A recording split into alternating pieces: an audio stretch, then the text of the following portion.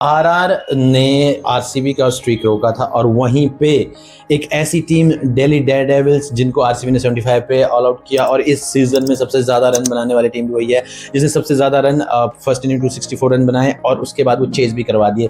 दो ऐसी टीमों के बीच में कल मुकाबला देखने को मिला। अब दिल्ली के लिए जो मुकाबला था ना यार, दिल्ली एक अनप्रिडिक्टेबल सी टीम इस बार इस सीजन में शामिल हुई है, क्योंकि देखो सबसे ज़्यादा रन दिल्ली ने ही बनाए, उसके बाद सबसे लोएस्ट स्कोर अभी तक दिल्ली के ही नाम है और दिल्ली ने कल हाईएस्ट चेज भी कंप्लीट किया और इस सीजन का पहला 200 रन प्लस चेज उन्होंने कंप्लीट किया है।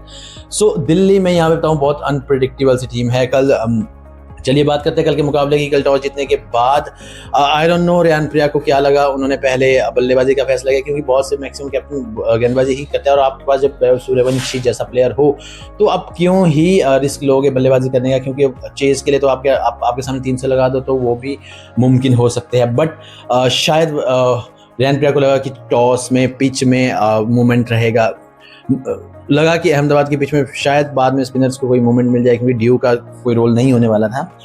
सो टॉस जीतने वाले पहले बल्लेबाजी की कल दिल्ली के लिए। वेलकम बैक हुआ मिचेल स्टार्क का और वेलकम बैक किया भी यशस्वी जायसवाल ने पहली ही गेंद पे। सभी इंटरेस्टिंग थे, सभी बहुत ही एगरली वेट कर रहे थे वैभव सूर्यवंशी और मिचेल स्टार्क का सामना करने के लिए, लेकिन यहाँ पे यशस्वी जायसवाल ने पहली ही गेंद पे खूबसूरत शॉट लगाया, 6 लगाया मिचेल स्टार्क को एंड उसी ओवर में मिचेल स्टार्क ने कमबैक भी किया, एक हायर बीम फुल टॉस लगाई जिसको कि बाद में नो के लिए भी चेक किया गया था लेकिन खुद ही कैच कर लिया।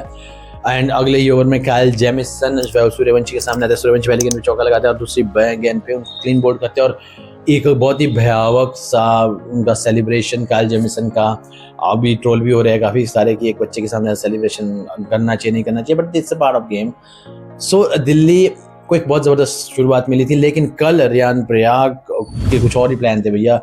रेयान पराग ने ज़बरदस्त इनिंग खेली, 90 रन का नॉक। रेयान पराग आते हैं एक मिडिल ऑर्डर को तहस नहस कर देते हैं दिल्ली के और उसके साथ ध्रुव जुरैल का फिर से कंसर्निंग रहेगा, क्योंकि वो उस टच में दिखे नहीं। 30 बॉलों में 42 रन बनाना, हालांकि अच्छा वहाँ पे टिके रहे रेयान पराग के साथ, but still I am still concerning about Dhruv Jurel. And then आपके पास एक बहुत ज़बरदस्त फिनिशर है डेवलन Ferreira. McCullum Ferreira is all time great finisher for Rajasthan Royals. 14 ball में 46 रन और अमेजिंग 6 सिक्सेस थे उसमें, और जिस तरीके से फिनिश किया आई बिलीव पार स्कोर था आरआर के पास। 226 is what they want easily. अगर टॉस जीतने के बाद रेयान पराग कहते हैं कि 226 they could have been take it easily. अब आती है चेस की बारी और दिल्ली ने कल, मुझे ना दिल्ली की सोच में थोड़ा सा डाउट हुआ कि उन्होंने डेविड मिलर को आप नहीं रख रहे हो, पार्थो निशंका उतने अच्छे टच में नहीं, आप उनको लेके आ रहे हो, तो चेंजेस दिखे मुझे दिल्ली में, काफ़ी सारे चेंजेस दिखे दिल्ली में। शायद वो कुछ डिफरेंट करना चाहती थी और पार्थो निशंका और केएल राहुल अमेजिंग शुरुआत, 9 ओवर में 100 रन ऑन द बोर्ड। 226 के लिए जो प्लेटफॉर्म चाहिए था वही प्लेटफॉर्म उनको दिया, एक ज़बरदस्त शुरुआत की। केएल राहुल टिके रहे, पार्थो निशंका को हालांकि रविंद्र जडेजा लेग बिफोर कर देते हैं, बट उन्होंने अपना काम कर दिया था। 62 रन उन्होंने 33 बॉल्स में 62 रन बना दिए थे। And then KL Rahul Delhi के लिए कल एक दिल्ली जब बल्लेबाजी करने आई, कहीं लगा नहीं दिल्ली के लिए कि वो कहीं पर भी प्रेशर फील कर रही हो। नितेश राणा आते हैं मैदान में, नितेश राणा अमेजिंग हिटिंग, फिर से एक डिसमिसल यार। अब समझ नहीं आ रहा थर्ड अंपायर अपना डिसीजन सुनाने में इतनी जल्दबाजी कैसे कर सकता है। अगेन नीतीश राणा के लिए देखने को मिला, आप सिर्फ 1 या 2 रिप्ले में डिसीजन ले लेते हो, क्योंकि वहां पे लग रहा था, अगर मैं ट्रूली कहूँ तो वहां पे लग रहा था कि बल्ला और गेंद का संपर्क एक साथ हुआ है।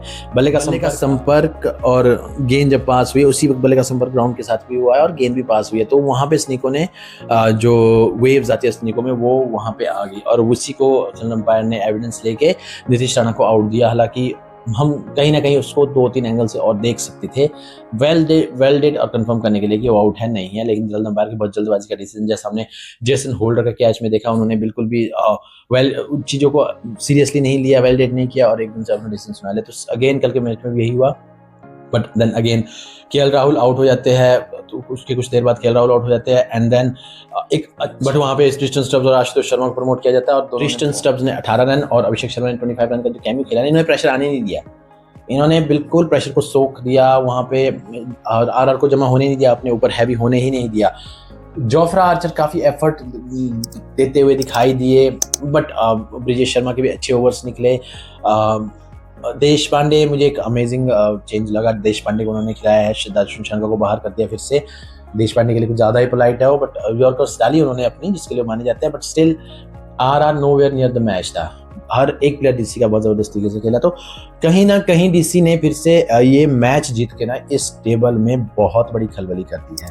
अभी देखो सभी टीमें, अगर मैं आपको नोटिफाई करवाता चलूँ, सभी टॉप की टीमें पिछले वीक हारी है। आरआर हार गई है, पंजाब हार गई है, राजस्थान हार गई है, और इसके साथ एसआरएच भी 12 पॉइंट्स के साथ इक्वल हो चुकी है, यानी कि सभी टीमें 12 पे है। उसके बाद की जो नीचे टीमें हैं, कल के मुकाबले में दिल्ली ने बहुत सारी टीमों का फायदा किया है। अब फायदे की बात करूं तो मैं सीएसके से लेके दिल्ली अपना फायदा, सीएसके का फायदा, जीटी का फायदा, बहुत सारी टीमों को एक चांस दे दिया। उन्होंने कह दिया है कि दिस इज ओपन टेबल, किसी भी टीम के आगे ई नहीं लगाया अभी, और ये टेबल बहुत ओपन सा हो गया है। अब यहाँ पे कोई भी टीम क्वालिफाई कर सकती है। अभी मैं टॉप के 4 की बात करूं तो चांसेस ज़्यादा टॉप की वही जो टीम सिटिंग वहाँ पे बैठी है, अगर अगले मैचेस अपने जीतती है तो ऑटोमेटिकली क्वालिफाई कर जाएगी। लेकिन अभी के लिए पॉइंट टेबल पूरा खुल चुका है, तो काफ़ी इंटरेस्टिंग होने वाला है। और अब चलिए नेक्स्ट मुकाबले, एक मुकाबला बहुत ज़बरदस्त होने वाला है।